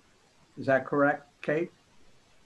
I would just, that was great. I would just say that our ultimate determination is out there in the public. So certainly Mass Health could use it, but others. Right. It's out in the public, but exactly. It is a direct response to a request from Mass Health. Correct. I should know the answer to this, Stuart. I have two questions. Kate, given that this is covering Mass Health patients, do they have out-of-pocket relationship to the drug costs that are to the price of the drug, or are they going to be completely protected against the economics of the drug? If they have out-of-pocket exposure, then that should be put on the goal set around patients on the right side of this diagram, I think. And while I'm speaking, Stuart, do you believe that the information, were you saying earlier, the information on the cost of production should not be woven into this, or should be? Well, yeah, I can give you a long discussion because I went through this in my own mind and now I understand. So I don't want to take, all right, let me just summarize, and Kate can fill me in if I don't have it right. Look, if you're a buyer, from the point of view of the manufacturer, obviously, if it's going to be a very expensive drug to produce, you're going to have to price that drug depending also upon how many people are going to use it. So let's say the two key criteria: how many people are going to use it and what price. So what's the total revenue I get? And from the manufacturer's point of view, the costs are very important of manufacturing, as well as other costs.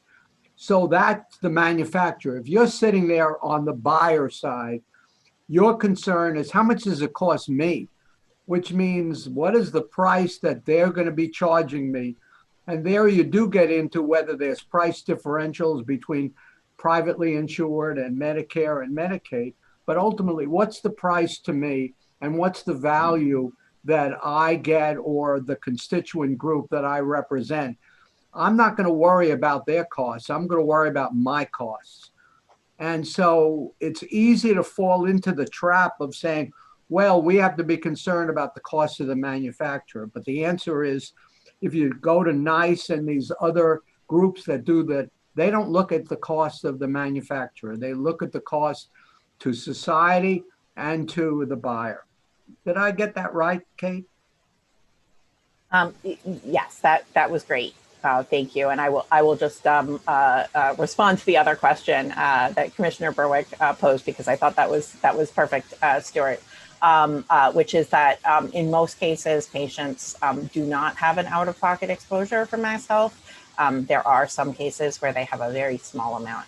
It's capped at a very low amount. Off the top of my head, I believe it's capped at $3, but don't quote me on that. And one of the other things I would add, if you're sitting there at Mass Health, the manufacturer may come in with its standard price, but if Mass Health is used to getting a 20, 30, 40% discount, as it does from hospitals and doctors, it might say, hey, you give us the price that you're charging to insurance companies, and we're going to turn it down.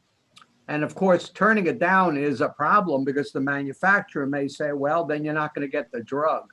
And so other states have been dealing with this, particularly New York. And it's interesting that ultimately most manufacturers have recognized that their Medicaid program should get a discount. The question is how much. So I know we have to move on. I just have one question, Stuart, if you don't mind. It should be quick. Sure, go ahead. I'm just wondering in our process, and I don't know if I saw it or I may have missed it, so I apologize, but do we have a sense of under what circumstances we would have a public hearing on this process? I know that there's within the law, I believe that gives the power to us that we may have a public hearing. Just how does that fit within this process you've outlined, or what circumstances would we want to have a public hearing? That's a perfect question, and one that candidly I'm going to say that we're likely to discuss in the future. So yes, the statute permits us to have a public hearing. We would expect to always permit written comment, but I think it's for discussion a really great thing to hear from commissioners on those circumstances where we might want to do a public hearing. And it's likely to be a case-by-case determination. Got it. Thank you. I have one quick question, Kate. The email solicitation blast that you were describing, that would be sent both at the point of referral and then again at the point where the HPC determines whether a drug is potentially unreasonably or excessively priced. So at both the initial referral and then that determination that the HPC makes. That's correct. And it's not just that folks would be able to reply to the email. We would likely have a mechanism on our website where they can submit comment. It's really just a notification mechanism to let folks know that, you know, if you want to do this, this is how, this is the link. But yes, there would be this opportunity while we're conducting the initial review. But then if we determine that a drug is priced, that the pricing is potentially unreasonable or excessive, there would be another opportunity to weigh in on that determination. Got it. Thank you.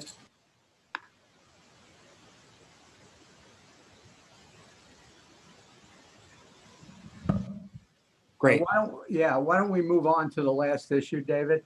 Great. Thank you. Thank you, Stuart. Thank you, Kate. Thank you, commissioners. So we do have one last agenda item, and it does require a vote. So I'm hopeful that we can have a quorum of commissioners who can stay on a little bit longer and be able to take that vote. But this is an important presentation on a new grant program that the HPC was charged with administering and developing in last year's state budget. And this program is really a continuation of our work over many years where we've had the opportunity to invest in and support providers and other community organizations that are working with patients and families and infants exposed to substance-exposed newborns or opioid-exposed newborns. So I'm going to turn it over to Kelly Hall, who will do a quick introduction and then to our staff here who will present the outline of this program, and then we'll have a vote that will enable us to go out and be able to solicit responses to this modest opportunity. Kelly? Thanks so much, David. Why don't we move to the next slide and we'll move through this fairly quickly. So as David indicated, the cost-effective coordinated care for substance-exposed newborns and their caregivers, or C4SEN program, sorry, that's a bit of a mouthful, is really intended to build on work that we have done in the past in collaboration and coordination with the Department of Public Health to address the very needs that David just described. One of the things that we heard fairly consistently through our process of stakeholder engagement, which included many of the organizations who participated in the programs identified on this slide, is that there was a critical opportunity in the period from 7 to 12 months postpartum where mothers and babies needed additional support. So in figuring out how the C4SEN program would fit into this picture, we really saw an opportunity to design a program that would fill that gap and build on the success of existing programs. So let's move 2 slides just so we can go quickly. Yeah, we can move past this one. Just one last point before I turn it over to my colleague, Wendy Nicholas, to get into the substance of the investment program. I just wanted to acknowledge that, you know, the world obviously looks quite different today than when this investment program was originally conceptualized. You know, first with respect to COVID, you know, I think we can say that confidently that the pandemic has changed many, many things. What it has not done is made the opioid epidemic go away. And in fact, you know, lots of expert opinion would suggest that COVID has actually exacerbated an existing problem.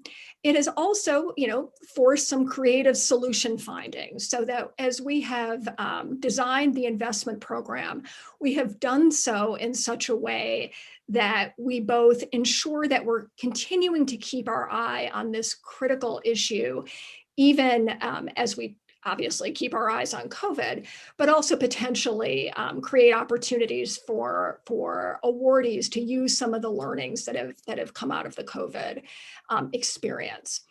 The second thing I would say, obviously, is that the sort of that's what I'm looking for. The greater focus on issues of health equity, health disparities has also been front of mind in developing this program as well. You know, as the HPC has articulated its firm commitment to putting an equity lens on all of our work, applicants who choose to apply to this program will see that commitment expressed very clearly in the request for proposal. And we will also be asking them to tell us quite a bit more about how they too will be applying their own equity lens to this investment program. So with that very brief introduction, let me turn it over to Wendy Nicholas to walk you quickly through the features of the investment program. Thanks. Thanks, Kelly, and good morning, commissioners. As Kelly said, I'm going to do my best to quickly and pretty clearly and effectively walk you through the details of this program. On this slide is a short list of the organizations, including the DPH, that we interviewed for the purposes of stakeholder engagement. I won't spend too much time on this, but we use these conversations to better understand the landscape of other relevant efforts across the Commonwealth and to understand how we at the HPC might best use this opportunity to add to the work. Next slide, please. So I won't spend too much time on this slide either, but this summarizes some of the themes that we heard during our stakeholder engagement conversations. And suffice it to say that we've integrated many of these considerations into the design of the C4SEN program. And you can go to the next slide, please. So based on our research and what we learned from stakeholder engagement, we've developed this program to achieve 4 key aims, which are listed on this slide.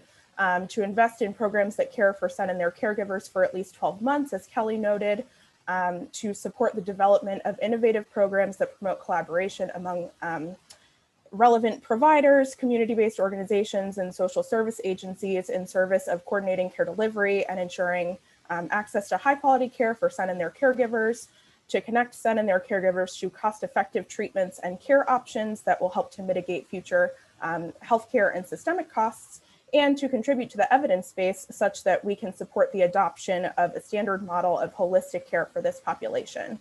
And you can go to the next slide. So all that said, we are proposing to invest $1.2 million in the C4SEND program, with $300,000 coming from the legislative appropriation that David and Kelly mentioned at the top, and an additional $900,000 coming from the Distressed Hospital Trust Fund. And that $1.2 million will fund 4 awards, 3 DHTF eligible hospitals, and 1 other provider organization up to $300,000 each. The period of performance for the program will be 24 months, comprised of a planning period of 3 months and an implementation period of 21 months. Following the period of performance, we'll have a 6-month evaluation period where we will conduct an evaluation and engage awardees in evaluation-related activities. Next slide.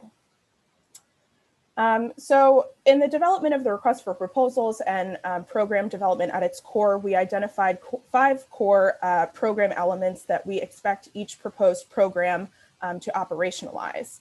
In their responses to the RFP, each applicant will explain to us how they plan to meet these 5 requirements.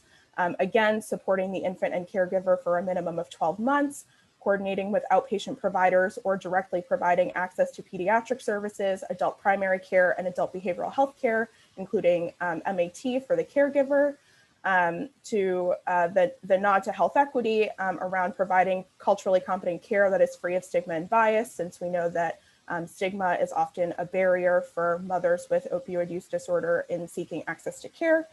Coordinating with at least 1 community-based and/or social service organization to meet the non-medical needs, including health-related social needs of both caregiver and SEN.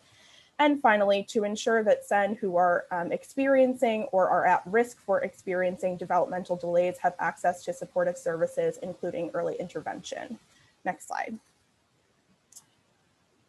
So to get back to Kelly's point of our commitment to health equity, we've developed this investment program with that commitment in mind. And as a part of the response to the RFP, applicants will be required to do the following health equity kind of related considerations on this slide. So they'll be asked to outline the understanding of the demographics of the patients that they intend to serve, and explain how that understanding has informed the design of their program. They'll describe any community and/or stakeholder engagement activities that have been completed or that they plan to complete, and how those activities will inform their program design.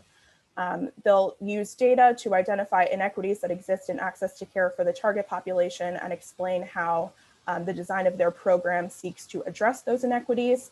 And finally, they'll describe how the program will ensure the provision of culturally competent care that is free of stigma and bias. Next slide. So this slide details some of the key kind of elements of the period of performance for the C4SEND program. Listed in the orange box are some examples of the types of activities that contracted awardees will participate in during the planning and implementation periods.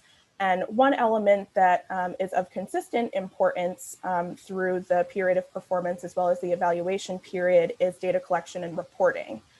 So with that in mind, you can see here that during the planning period, the HPC will be working with each awardee very closely to develop and finalize a measurement plan.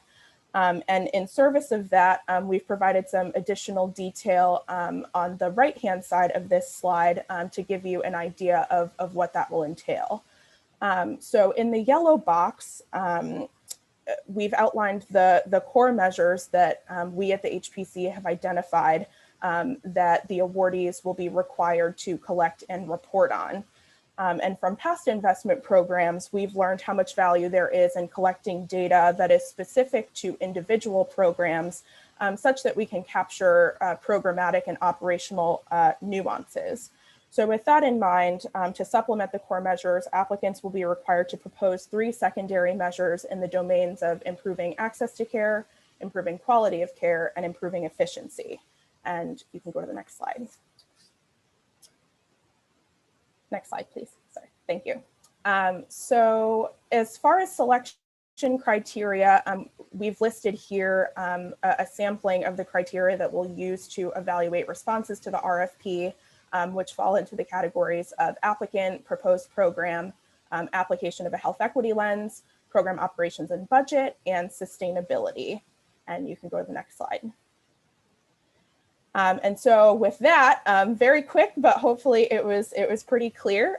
With the board's approval, we hope to move ahead with issuing the RFP following today's meeting, and the open procurement will run until January 22nd of 2021. In February and March, we'll engage in our internal review and selection process, and we will come back to the board in an April timeframe to solicit your approval on our recommended awards. Soon after that, we'll begin the contracting process, and the program has an estimated launch of July of 2021. So with that, I'd be happy to answer any outstanding questions that you might have, since I ran through that pretty quickly. You were wonderful. Thank you so much. You were clear and did it quickly. Are there any questions or comments?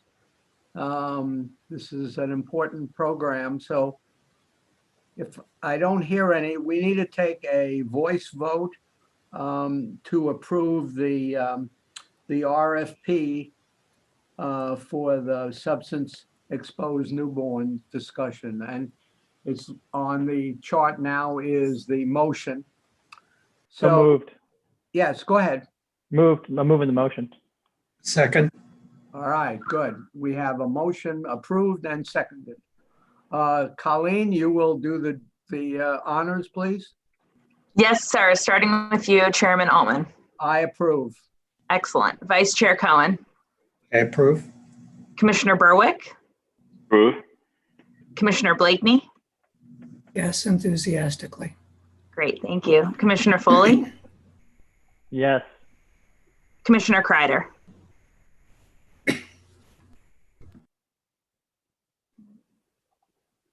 He might have popped off. So Commissioner Lord? No, Kreider's here. Kreider says yes. Thank you so much. Thank you so much. Commissioner Lord? Yes. Excellent. Commissioner Master Giovanni? Yes. And Commissioner Roeder? Yes. Thank you so much. Unanimous. Back to you, Mr. Chairman. Thank you very much. David, do we have anything else you want to bring up to the group? Not at this moment. I just want to say thank you, commissioners, for the great discussion today and for the vote on this incredible program. Thank you, Wendy, for doing such a great job presenting that, and for everyone on our healthcare transformation and innovation team and our legal team who have put a lot of work into getting this request for proposals ready. Thank you to the legislature and the administration for the support of putting some funding in the budget for us to be able to do this great program. A lot more work to come, a lot of great suggestions today. And so, as you said, Stuart, Mr. Chairman, we have our marching orders, and look forward to engaging with you in the next few weeks and months. That's very good. All right, so our next meeting, David, is?